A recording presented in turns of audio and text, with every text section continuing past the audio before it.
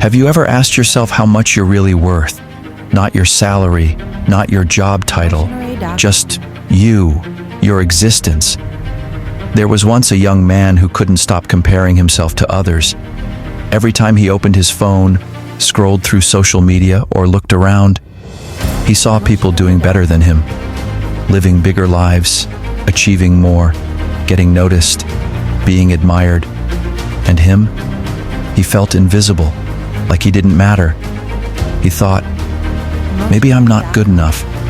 Maybe I don't have what it takes. Day by day, that voice in his head got louder. Until one day, tired of feeling small, he went to see a wise old man in his village. He sat down across from him and asked quietly, "Master, why do I feel like I have no value? How can I know what I'm really worth?" The wise man didn't answer right away. He stood up, walked to the back of his hut, and returned with a small, dull-looking stone. He handed it to the young man and said, "If you truly want to understand your worth, take this stone and go to the market. If someone asks how much it is, don't say a word. Just hold up 2 fingers, and whatever happens, don't sell it." The man nodded and went to the market. It was loud, packed, people shouting, haggling, rushing around. He stood off to the side, holding the stone like he was told. For a while, no one noticed. Some glanced at him, most didn't care. Then, a middle-aged woman stopped. She looked closely at the stone and said, "This is pretty. I'll buy it for $2. The man remembered the instructions. He simply raised 2 fingers. She smiled and said, "Perfect. That's exactly what I was hoping to spend." But the man shook his head, said nothing, and walked away. He returned to the wise man and said, "She offered $2 for it." The old man smiled. "Good," he said. "Now take it to a jewelry store. Same thing, 2 fingers, no words." The man walked to a quiet, elegant jewelry shop across the city. The lighting inside made every surface sparkle. He approached the counter and placed the same stone down. The jeweler adjusted his glasses, picked it up gently, and began inspecting it. A minute passed in silence. Then the jeweler looked up and said, "This is a rare mineral. I'll give you $250 for it." The man was stunned. $2 in the market, $250 in a jewelry store. He thanked the jeweler, left the shop, and went straight back to the wise man. "She said $2, he told him. The jeweler offered $250. The wise man nodded slowly, as if that's exactly what he expected. "And now," he said, "take it to the museum."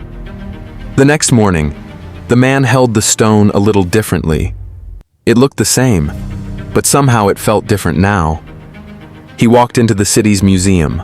Marble floors, quiet halls, walls lined with ancient things. He showed the stone to one of the curators. The man in the suit didn't speak. He turned on a lamp and examined the stone under a magnifier. Minutes passed in silence. Finally, he looked up and said, "This is extraordinary. We've been looking for a piece like this for years. It's one of a kind. If you're willing to part with it, we'll offer you $2 million. The man blinked, speechless. $2 million. For the same stone. He held it tighter as he left the museum, not thinking about the money, thinking about the meaning. He walked slowly through the streets, his hand still clutching the stone. But something had shifted. This wasn't just a rock anymore. It was a mirror. A reflection of everything he'd believed about himself, and how wrong he might have been. All his life, he'd let others decide his worth. The loud voices, the quick judgments, the people who looked at him like he was just another guy. They were the market, and he had accepted their price tag. But now, he saw what the jeweler saw, what the curator at the museum saw. There was something rare inside him, something no one in the market could recognize, because they weren't meant to. He had never been worthless. He'd just been in the wrong place. He walked back to the wise man's hut like a different person, not taller, not richer, just clearer. He placed the stone on the same wooden table, looked the old man in the eyes and said, "It's strange. That rock didn't change shape, didn't get polished, didn't glow or sparkle. But depending on who looked at it, its value jumped from $2 to 2 million. The wise man smiled, warm, like a parent seeing their child finally get it. "Exactly," he said. "And that's what I needed you to understand. Your value doesn't depend on you changing. It depends on who's looking and where you choose to stand." The man stared at the stone for a long time. He thought about the jobs he never got, the people who told him he wasn't enough, the rooms that made him feel small, the no's that felt like rejection, but were actually redirection. He whispered to himself, "I was never meant to shine in their eyes, because I was never meant to be in their world." And just like that, something heavy lifted. He didn't need the market's approval, didn't need the applause of people who couldn't see his value. All he needed was to go where he was seen.